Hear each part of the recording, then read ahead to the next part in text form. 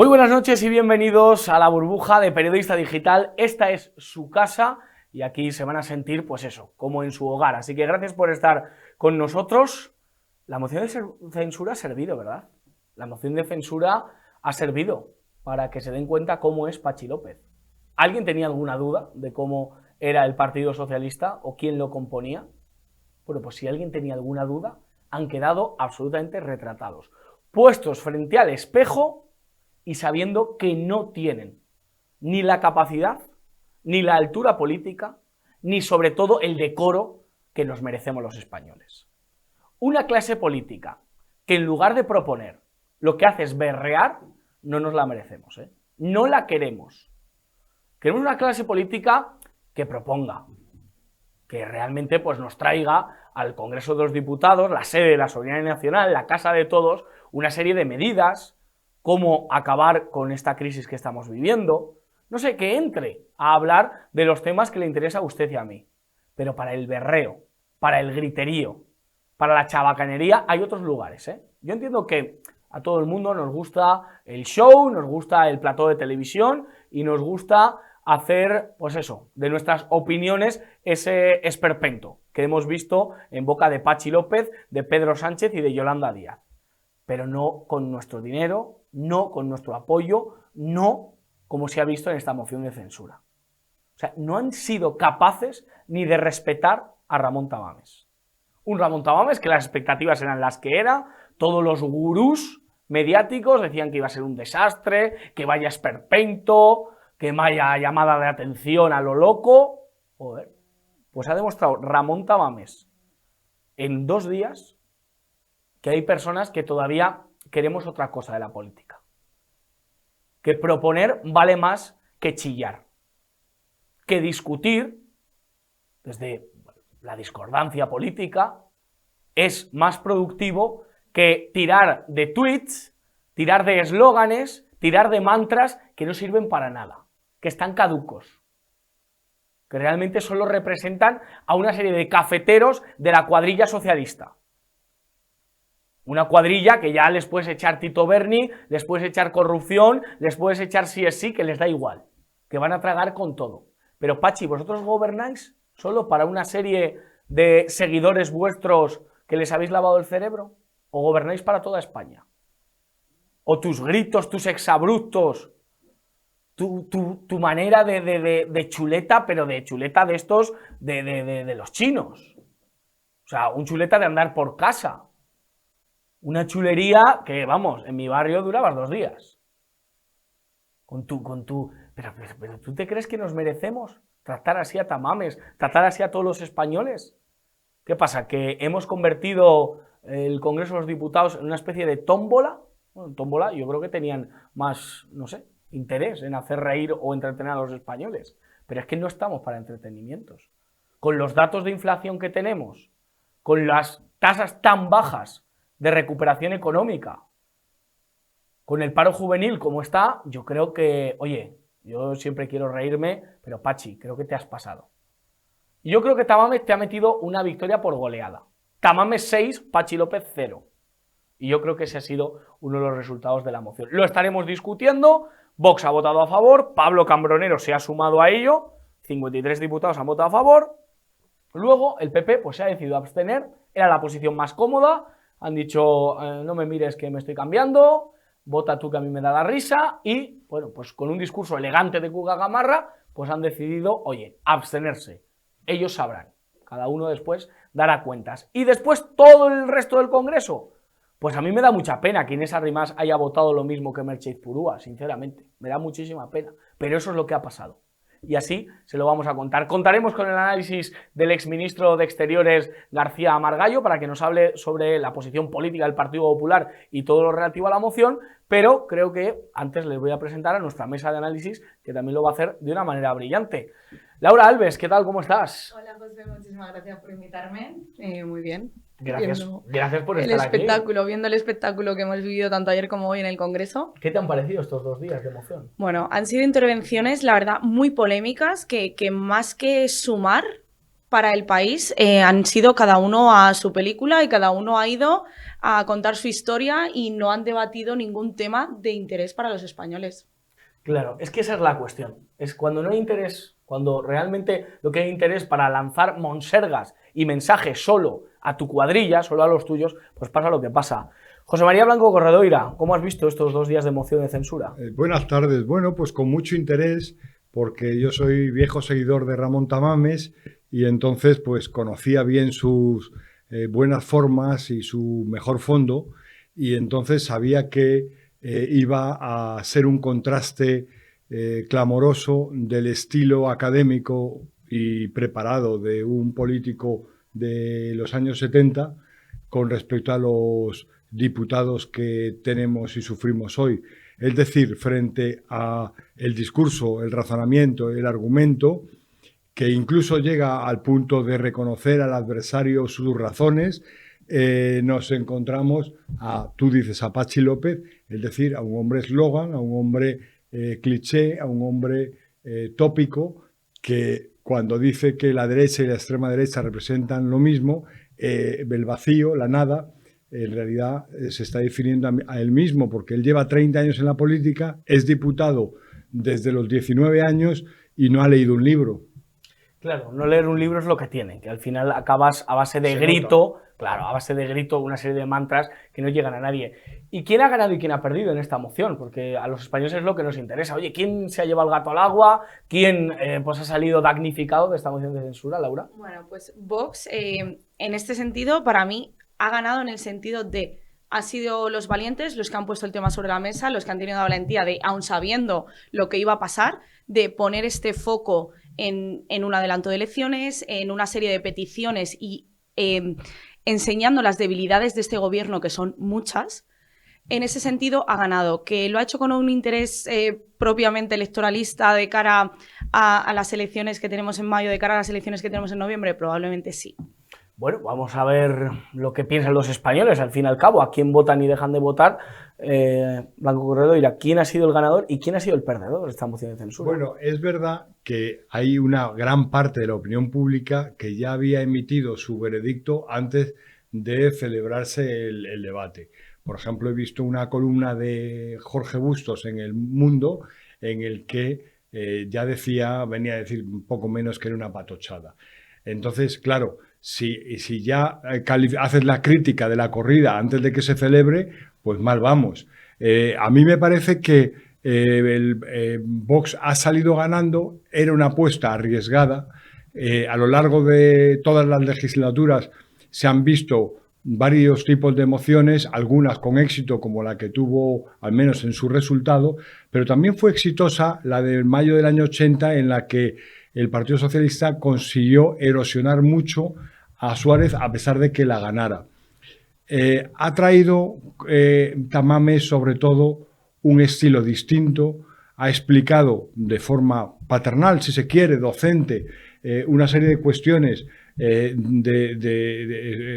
y principios básicos del sistema en el que vivimos, y ha traído quizá la nostalgia de un tiempo en el que, como él recordaba, la secuencia de la ley para la reforma política, seguido de los pactos que fue aprobada en el otoño del 76, las elecciones del 77, los pactos de la Moncloa de octubre del 77 y la Constitución del 78, como un periodo en el que unos y otros se ponían de acuerdo, y como hemos recordado alguna vez, Josué, en los pactos de la Moncloa, Tamames recetó, siendo comunista, menos impuestos y menos gasto público.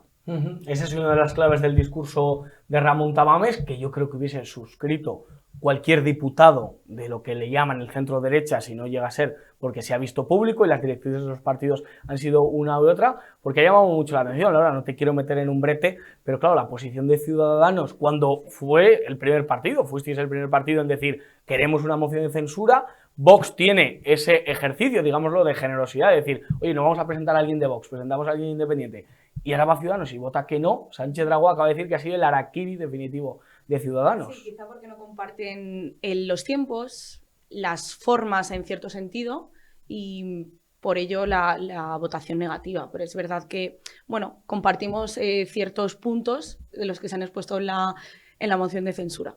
Porque el discurso de Inés Arrimadas ha sido de los más brillantes contra Sánchez. Sí. Pero ¿cómo le puede explicar un político del PP o Ciudadanos a su votante que ha decidido votar que no o abstención a la moción de censura de Tamames? ¿Cómo se lo tiene que explicar? Es que a mí me resulta muy difícil de explicar porque yo antes te preguntaba, Josué, ¿por qué? Y te pido que tú que estás en el Congreso, que se lo preguntes a unos y a otros diputados. ¿Por qué cuando un diputado de Vox tiene una intervención brillante, uno del PP, uno de Ciudadanos, no le aplauden los del otro grupo?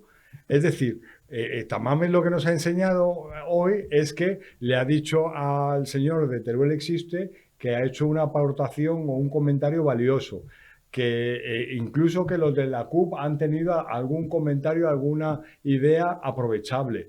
Claro, ese es el estilo. ¿Por qué no se va a poder llegar a acuerdos con una persona de izquierda siendo de derecha? Se puede, pero claro, con ese estilo. Pero yo no acabo de entender por qué Vox sí ha asumido un riesgo, porque Vox el riesgo que ha asumido es llevar a un candidato que ha dicho nada más y nada menos que España es una nación de naciones, que eso para muchas personas, para mí el primero, me resulta una herejía.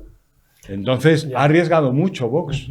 Aún así, ha defendido la unidad de España, ha dicho que los separatismos son un problema. No sé, ¿con qué frases os creéis de la moción? A mí me llamó mucho la atención, Laura, que Abascal ha vuelto a pedirle a los diputados que el decoro en la vestimenta es importante. No sé si a ti te parece importante, si es una de las anécdotas. ¿Qué te parece? ¿Qué opinión tienes? Cuando estamos representando a ciudadanos en un congreso, sí que tenemos que tener un mínimo de apariencia, un mínimo de representación de todas esas personas que nos han votado para que estemos ahí.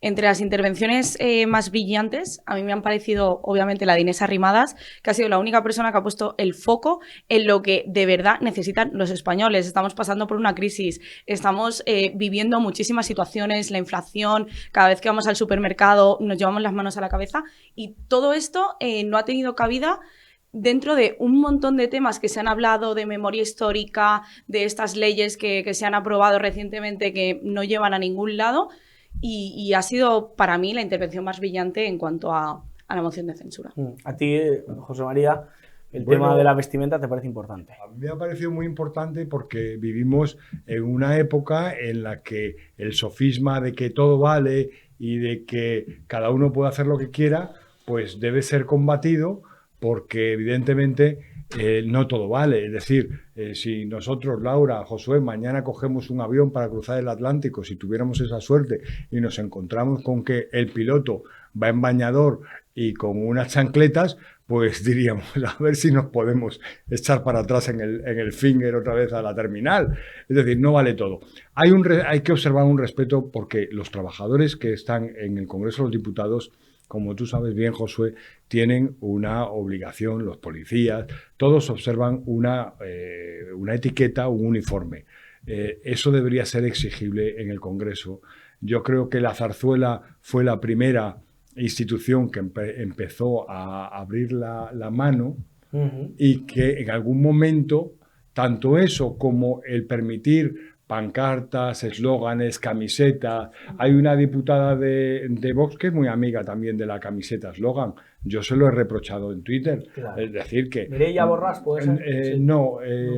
Toscano. Toscano. Sí. Es decir, que yo creo que el parlamentario lo que tiene que hacer, y esto es la elección de Tamames, es hablar. Y hablar con propiedad. Y les ha regañado por el tono. Sí. Dice, ¿pero qué es este tono? Sí. ¿Cómo se puede recibir un candidato? Él se esperaba otra cosa. Él se esperaba algo más de concordia y se esperaba otro tono. Nada de mítines en el Congreso de los Diputados, sino llegar a algunos acuerdos. Bueno, importante lo de la vestimenta. Y después, bueno, frases que nos ha dejado esta moción de censura. El señor Tamames ha dicho que la guerra, como dicen algunos historiadores, no comenzó en el 36, sino en el 34. Y ha dicho que realmente hay que defender la verdad histórica, que los historiadores se tienen que encargar de la historia. Patxi López le ha reprochado que es usted un franquista, usted ya no se puede llamar antifranquista. Pero ahora, ¿qué te parece esa batalla de la ley de memoria democrática, oponerse a ella, abrazarla? Yo pienso que hay un complejo vigente todavía sobre el tema del franquismo, sobre el tema de la memoria histórica, y no han conseguido resolverlo, pero ninguna de las partes. O sea, bajo mi punto de vista, los que tienen más complejo es la izquierda, en este sentido, que únicamente saben reprochar todo el tema de la memoria histórica, que están obsesionados con acabar con pues, estatuas, con símbolos que tenemos en nuestras calles, en lugar de centrarnos en otras cosas. En realidad es que a falta de otro argumento, la izquierda ha buscado este feminismo radical y este asunto de la memoria histórica o memoria democrática, que en realidad, como ha dicho Tamames, el franquismo, si uno es de izquierdas, tendría que presumir de haberlo combatido viviendo Franco, porque de otra manera, y Franco murió en una cámara de seguridad social, es decir, que había poca oposición, había muy poca oposición. La oposición empezó a despertar precisamente cuando Franco estaba ya muy mayor. Antes no se movió. Y Franco iba a los toros en Madrid o en San Sebastián, iba a las regatas de traineras, iba al Santiago Bernabéu y no recibía más que aplausos. El nodo está ahí, si podemos escuchar el nodo en versión original, no como la emite Televisión Española, que lo emite ya con una locución nueva. Si lo vemos en la locución original y con el sonido original, vemos que aquellos miles y miles de españoles no podían tener una pistola detrás obligándoles a aplaudir. Existió un hecho importante que fue el franquismo sociológico, es decir, un apoyo mayoritario de la sociedad española a Franco. Bueno, pues la verdad que no solo ha hablado el señor Tamames, sino que han replicado los diferentes grupos que querían tomarse a ópera bufa o querían tomarse a charlotada esta moción de censura, pero no, finalmente se la han tomado en serio. ¿Y de qué manera? 1 hora 40 de discurso el presidente, imagínense como para no tomarse en serio. Yolanda Díaz dando un meeting para presentarnos su mar, fíjense si no es tomársela en serio. Bueno, pues Rufián también habló, y quien le ha contestado es Inés Arrimadas. Fíjense de qué manera hay que hablarle a Juanga directamente. Vamos a ver a Inés Arrimadas. Por supuesto, ayer tuvimos los protagonistas nacionalistas, ¿no? El señor Rufián, me encantó, estaba aquí comodísimo, se reclinaba, ¿eh? Le vamos a tener que poner unas alas aquí a la tribuna para que se pueda ir reclinando cómodamente. Estaban ustedes encantados, si es que se les ve muy felices. El gobierno de Sánchez ha sido un rejuvenecedor para los señores nacionalistas. Vamos, el señor Rufián no le saca de Madrid nadie. Yo creo que le han obligado a presentarse en Santa Coloma, pero es usted el madrileño más feliz de toda la capital. Vamos, la independencia ni de broma la quiere usted. Vamos, le sacan de aquí y no veas que se tenga que ir al Parlamento de Cataluña. Qué feliz está Juan aquí en Madrid. Mira que vomita contra España, vomita contra Madrid, pero vamos, aquí no se le saca ni con agua caliente. La verdad que llama mucho la atención, ¿no? Sobre todo porque Tamames ha incidido en esta idea de, oiga, que los separatistas sean quien maneja el cotarro de España, esto no va ni con el espíritu de la Constitución, ni con la historia de España, ni con nada. Ahora. Esto lleva siendo lamentable desde el momento en el que se formó el gobierno, que sí es democrático, pero todo lo que ha tenido que ceder tanto el Partido Socialista como Podemos en este caso a los separatistas ha sido increíble. Ese es el problema. Es que, Laura, Tamames lo ha llamado la sobrerepresentación que tiene origen, que trae causa ya en el año 77. Entonces, creo que este es el cáncer de España, que yo ya sostengo la idea, Josué, de que España realmente no existe. Existe una cosa que se llama este país, donde los ciudadanos somos llamados la gente, y es otra cosa. Que se pueda reconstruir, bueno, es un anhelo que tenemos algunos, que se pueda reconstruir, a lo mejor no lo veremos, pero realmente ese llamado, ¿no? La nación no existe. Hay 17 estados que tienen absoluta soberanía sobre el 80% de los asuntos y la desigualdad campea en todos los ámbitos. Y por lo tanto, pues ese es el dictamen que hago yo de la situación. Campea, ya lo dice el himno del Real Madrid, que campean por España, ¿verdad? Las glorias deportivas de nuestro Real Madrid. No te gusta nada la expresión este país, ¿verdad? Cuando se dice, este país mueren cada vez más mujeres. Decir este país, primero porque no me considero ni gente ni paisano. Entonces me considero español, que es casi el único orgullo que tengo. Entonces, fieramente español me siento. Cuando topo con algún separatista, le digo que yo soy yihadista hispánico. ¿Por qué? Porque estoy dispuesto a morir por España, porque he jurado bandera y lo siento fervientemente que moriría por España. Te lo podemos poner. Y he hecho algún sacrificio. Yo he cruzado el Cano he cruzado el Atlántico a vela en el Juan Sebastián Elcano, he sido marinero de segunda. Es decir, que yo sé lo que es hacer guardias. Y Rufián bueno, es el que no lo sabe. no lo sabe. Y Abascal no lo sabe, pero se ha jugado la vida y se merece todo mi respeto porque se ha jugado la vida. Él no quiso explicarlo mucho ayer, pero realmente han quemado su negocio familiar, han estado a punto de matar a su padre varias veces y a él.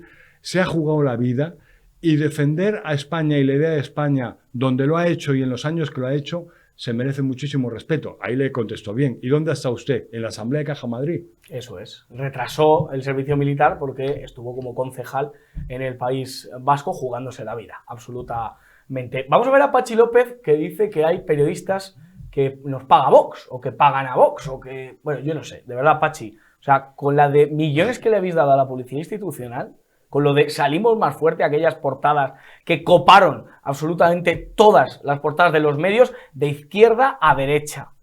Que digas que los peligrosos somos los que para ti, mira, aquí no, a mí, vamos, me paga Alfonso Rojo y estoy orgulloso de ello. A mí no me paga ni Vox, ni VIX, ni Bux. O sea, no pongan, busquen ustedes la letra que quieran, que aquí no nos pagan. Nosotros nos lo ganamos y de Vox hemos dicho, oye, ahí tienen a Eurico Camparo, lo que ha dicho de Vox, y esta casa, cada uno tenemos opiniones diferentes.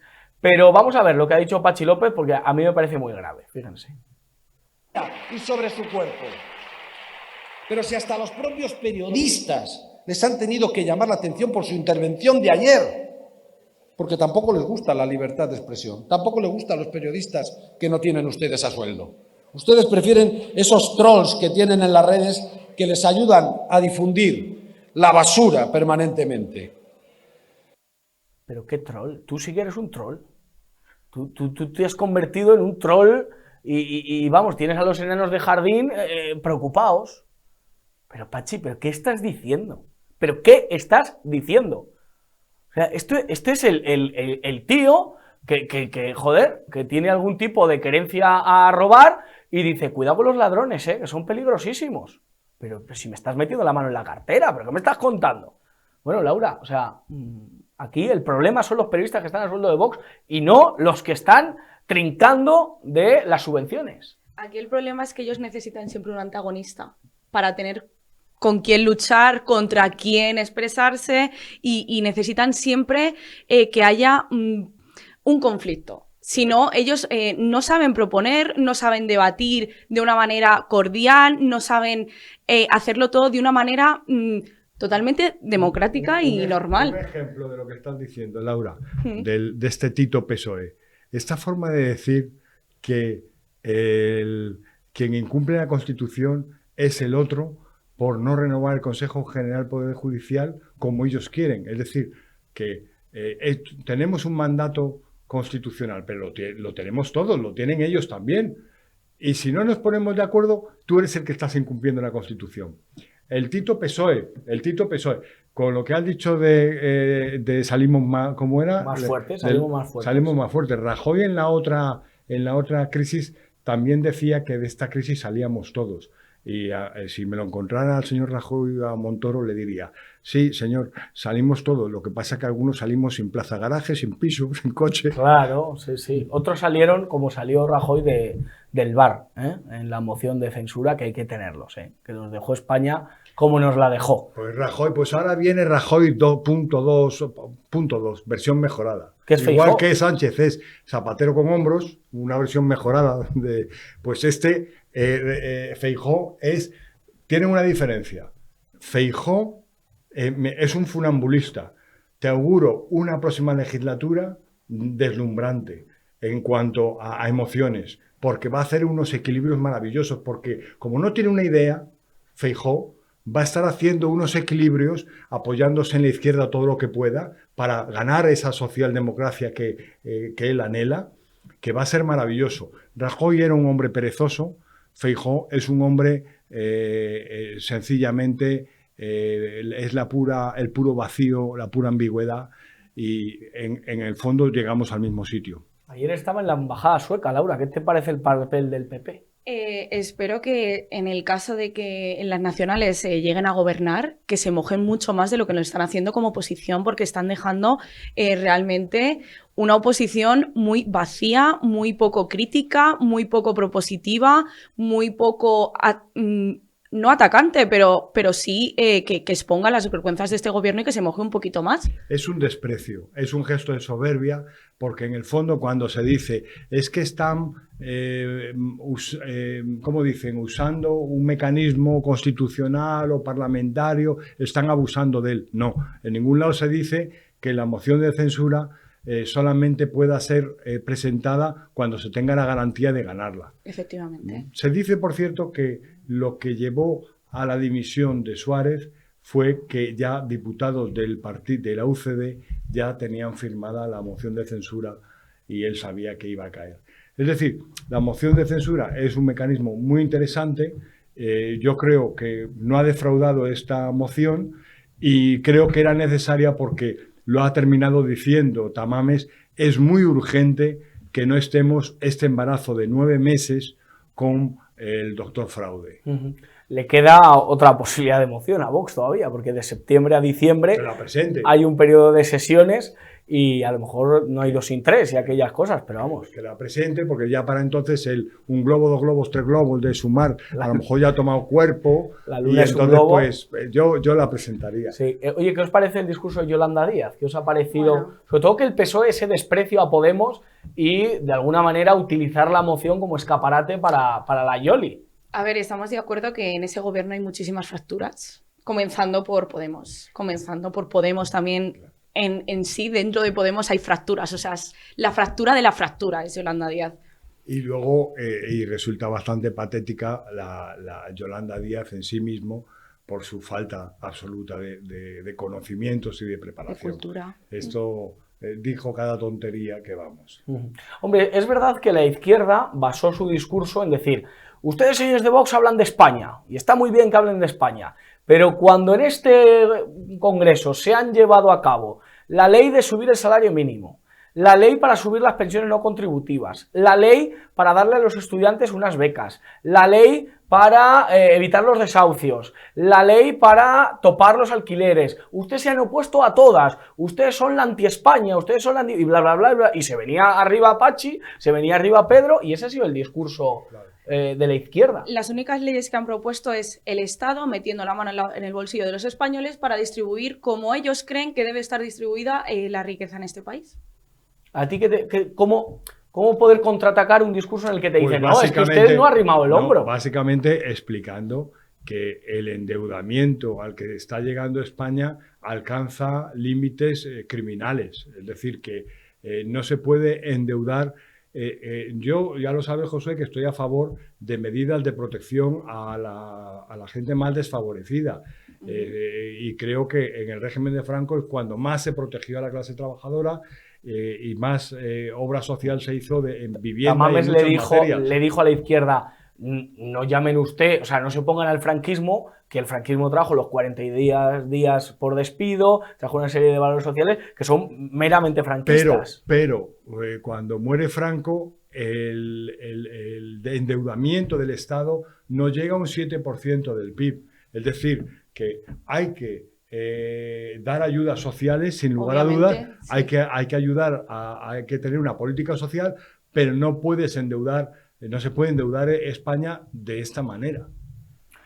Y para acabar, bueno, comentar que hoy nos ha sorprendido en medio de toda esta vorágine de la moción, ya saben, 201 votos en contra, 53 a favor y 91 abstenciones, pues que ha dimitido la directora general de la Guardia Civil, que ha dicho que se va, que en medio de este caso Cuarteles, en medio del caso Mediador, por cierto, el Mediador se estaba paseando por allí, por el Congreso, vaya espectáculo lo de ese hombre, le gusta más una tele que a mí, pues, no les voy a decir lo que me gusta a mí, lo tienes que traer un día, ¿verdad? El Mediador, a ver qué nos cuenta. No, lo que pasa es que le gusta mucho una cámara y tal, que está bien, es legítimo. Pero fíjate, dimisiones en la Guardia Civil. Aquí Marlaska, a pesar de ser un ministro reprobado por el Congreso, han conseguido que no haya una comisión de investigación para investigar qué pasó con el grupo parlamentario socialista. Todo lo han desviado a comisiones de Interior, comisiones de Regeneración Democrática. El Tito Berni no está ni siquiera obligado a comparecer. Laura, ¿pero esto se están riendo de nosotros o qué pasa? No, se están riendo de nosotros, están ocultando muchísimas tomaduras de pelo hacia los españoles y todo esto saldrá. Saldrá porque no van a estar eternamente en el poder y cuando cuando levantemos las alfombras, nos encontraremos muchísimos escándalos y espero que por nuestro bien, como ciudadanos españoles, se investiguen y lleguen a buen puerto. Pero Laura, es que tú eres muy joven y por tanto pues tienes todavía algunas ilusiones que los que ya tenemos Nos más hablas años, como Tamames. pues hemos perdido. Al resto de claro, diputados. porque yo pretendo adoptar un estilo también de senatorial, ¿no? de antiguo magistrado, pero la cuestión es que vendrá el señor Feijóo a tapar todo eso. Sí. La verdad, sí. Va a ser un espectáculo. Mi madre decía, El cuando levanten las alfombras de tu habitación, ya verás. Empanadas Feijóo va a ser un espectáculo de funambulismo maravilloso. Yo no me lo quiero perder. ¿No? No, porque como ya lo doy todo por perdido, o casi todo, no espero nada, no confío en nada ¿no tiene de usted regeneración un de halo España con el Partido Popular en el poder. Pues lo que ve, como él va a repudiar, porque va a repudiar y no se va a apoyar en nada en Vox, pues la legislatura va a ser apasionante. Va a ser apasionante. El resultado. ¿Y a qué se aferra es, usted cuando quiere encontrar esperanza, cuando quiere encontrar...? Pues yo vivo en un exilio, pues como el de mi amigo Carlos Paz en los libros. Yo vivo en el exilio de la Paquera de Jerez, de Morante de la Puebla, es decir, en el Sagrado Corazón de Jesús. Es decir, yo me refugio en cosas que en el golf, que me gusta mucho, es decir, en cosas que me inspiran en caminar por la casa de campo, ya sabe usted, en fin, y tomarme un buen vino. Carlos Paz a lo mejor se refugia en todo eso, menos en jugar al golf. Decirle que le vamos a tener aquí unos minutos. Laura, ¿qué acabemos con esto? ¿En qué te refugias tú para encontrar optimismo, esperanza? En una esperanza precisamente de que no todo es el bipartidismo. Es decir, afortunadamente han nacido más partidos que están tanto a los extremos como en medio y pese a que no comparta ciertos ideales, me alegra que haya otros factores que rompan ese bipartidismo que se alimenta el uno al otro y que se necesitan. Precisamente uno necesita tapar al otro, el otro necesita tapar al uno para seguir existiendo y para tener ese poder. A mí, fíjate, casi me encantaría vivir en la época de Cánovas y Sagasta y que hubiera un bipartidismo tan puro y tan turnante y tan caciquil que gobernara uno o el otro, pero España se salvara y que no se colaran y no gobernaran, no dijera quién gobierna y cómo gobierna los partidos que odian a España. ¿Hace usted un alegato del caciquismo?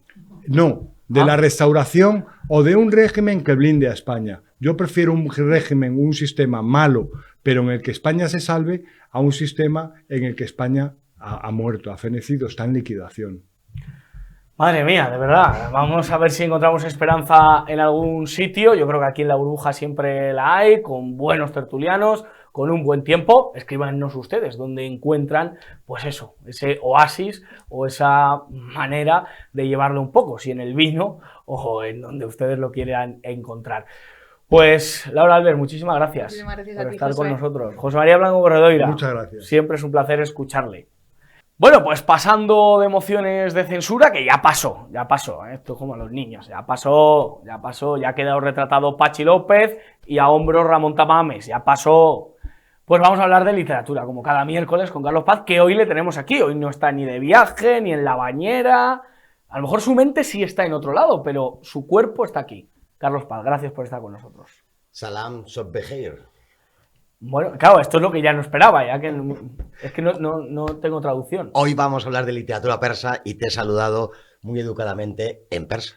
¿Qué me dice? O sea, no me ha... Hombre... Te podría haber hecho el chiquito, pero claro, no es cierto. efectivamente. O yo qué sé, haberme llamado hijo tal. No, en persa. He dicho, hola, buenas tardes. Ah, pues muchas gracias.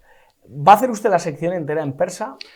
Podría defenderme, pero vamos a hacerla en español porque los que nos escuchan son de Talavera de la Reina. Sí, nos ve mucha gente, yo creo también en... ¿En Talavera? No, en Talavera seguro, son muy fans, además hay buena cerámica y tal. Sí. Pero no, digo en el mundo persa, que también nos ve gente. Bueno, el mundo persa abarca desde el Cáucaso hasta la India, no solamente se circunscribe a Irán. Claro, eso le quería preguntar. Para entender el mundo persa hoy, no vamos a entrar en la cuestión, pero para el que esté un poco desubicado en ese sentido, al hablar del mundo persa, ¿qué le podríamos explicar?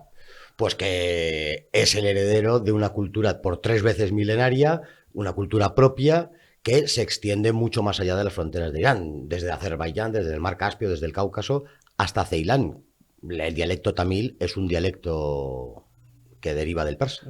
O sea, que no son personas que hayan descubierto el fuego ayer por la tarde o la rueda el otro día. No, es una cultura, pues fíjese usted, vamos a hablar algo de literatura persa y hay vestigios, el Avesta, por ejemplo, los textos sagrados zoroástricos son del 1500 a.C. Yo sé muy poquito de literatura persa, por no decir nada. Sé que Ramón Tamames seguro que tiene un libro hablando de literatura persa, pero ¿usted de dónde le viene esta inquietud? Pues vengo a hablar de literatura persa porque dirán, ¿por qué viene este señor a hablarnos de esto? Porque tengo una querencia hacia el mundo persa muy fuerte y porque el lunes, según el calendario persa, que yo lo sigo, empezó la primavera, es el Nowruz. Ah, pues feliz Nowruz. Feliz Nowruz. Claro, a la gente de Talavera y a la gente de todo el mundo. Pues cuéntenos, ¿qué nos puede llamar la atención como españoles? Porque esta es la primera pregunta que le quiero hacer. ¿Alguien que no pertenece a esa cultura o que no vive en esos países, le merece la pena acercarse a la literatura persa? Muchas veces casi siempre intento traer joyas literarias. Hoy me he salido un poco del guión yéndome al mundo persa, pero decimos siempre que las obras universales son aquellas que se pueden leer en cualquier sitio, en cualquier lugar. La obra, porque vengo a hablar de un libro muy concreto, es una obra universal y por supuesto se puede leer en el siglo XXIII, en el siglo 32, en el XXI en el que estamos, en España sin ningún tipo de problema, porque es una obra universal. ¿Ha elegido usted esta obra porque es la más representativa del mundo persa, de la literatura persa, o es la que más le gusta a usted? Sí, hay una pléyade de poetas, Rumí, Al-Gavi. Al-Gavi no juega en el Barça, perdone, con todo el respeto. No juega. Te iba a leer algún poema, pero me quería circunscribir en la figura de Ferdowsi, que es el más grande poeta del mundo persa, es el que le da identidad al propio idioma y escribe la obra que es una epopeya de 60.000 versos, el más grande, para hacerte una idea, es 12 veces más grande que el Cantar de los Nibelungos, por ejemplo. Nadie ha escrito una obra en verso de esas dimensiones y es el Shahnameh, el libro de los reyes. Qué bueno, qué bueno. 60.000 versos. 60.000 versos. Se dice pronto. Tardó Ferdowsi, Hakim Qasem Ferdowsi tardó 30 años en escribir esta obra. Hay que tener paciencia, pero al final se saca. ¿Por qué nos puede llamar la atención esta obra, más allá de la capacidad que tenía este hombre de escribir versos como churros? Eso parece. Luego, al final, me gustaría contar una cuestión de una anécdota que no es tanta, y de ahí viene mi simpatía y mi identificación con Ferdowsi. Pero decirte que el Shahnameh es la recopilación de todos los mitos persas desde el origen del mundo hasta la invasión islámica que se produce en el año 636. Recoge todas las narrativas mitológicas del mundo persa, están ahí, y a título de inventario, a modo de curiosidad, es la epopeya nacional de Irán, es como nuestro Quijote, y aparecen todos los personajes que fueron apareciendo por esas tierras, y por supuesto está, por ejemplo, Alejandro Magno. ¿Ah, sí? ¿Aparece?